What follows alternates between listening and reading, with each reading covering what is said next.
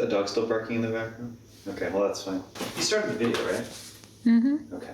What is all this pile of stuff, and how does it relate to tennis? I'm going to show you guys in a second.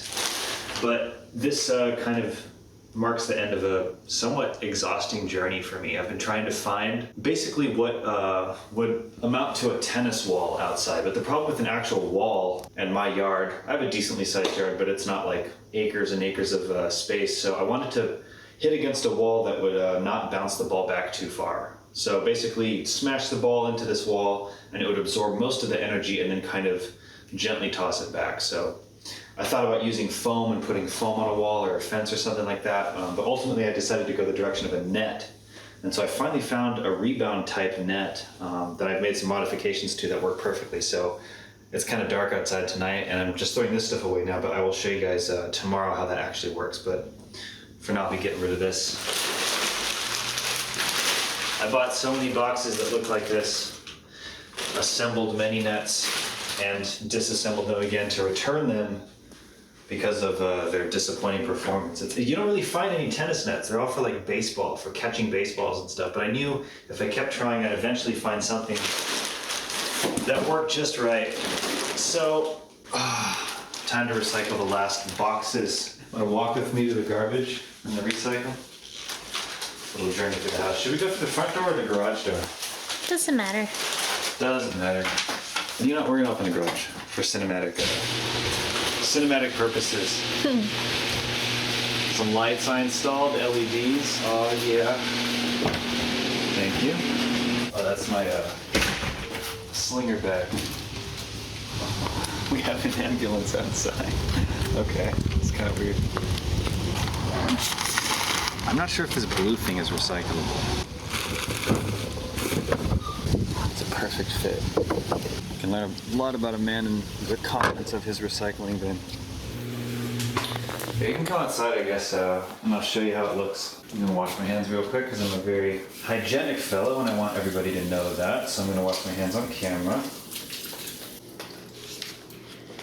Cool. Wonder if anyone watching the video is thinking, just get to the net already. Why do you have all these cinematic introductions? I just want to see the net. Alright, so here's my racket. I might get some lights out here eventually, we'll see. I'd like to be able to practice when it's dark. At certain times of the year it's going to be dark at like 5. Yeah, so this is the backyard, and this is the space I'm working with, and the camera person, who shall remain gender neutral because that's very in these days. What are your pronouns? So that's the net, and I think it's 7 by 7 feet. And it's actually meant for catching balls, not rebounding them. So a catcher net and a rebound net are different things. So all this space between here, I'm like 6'3" almost. So how much space is this really? 2, 3, 4, like 5 casual steps away from the net. So that's really all the space that I have here. And if I was using a real tennis ball, there'd be no way that I could possibly hit a real forehand because there just wouldn't be enough room.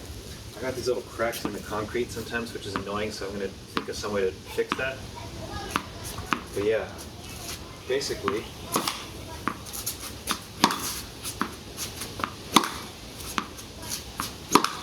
see it hit the crack there, but I'm a little bit ready for it. I'm going to fix that sometime. I got tiles here too.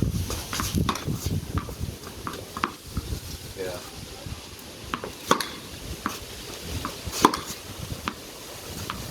And it's a little risky, but you can also practice your serves. But you wouldn't recommend wearing sandals. But I actually haven't practiced that here with real tennis shoes for some reason.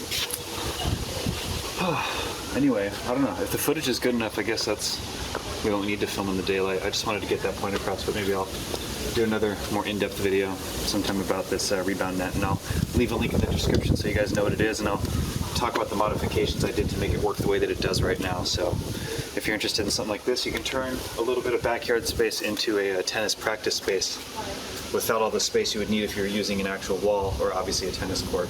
You can just wake up and walk outside and you have a practice space. So I'm really stoked about this kind of a setup. And yeah, I guess that's all for now. See you guys in the next video.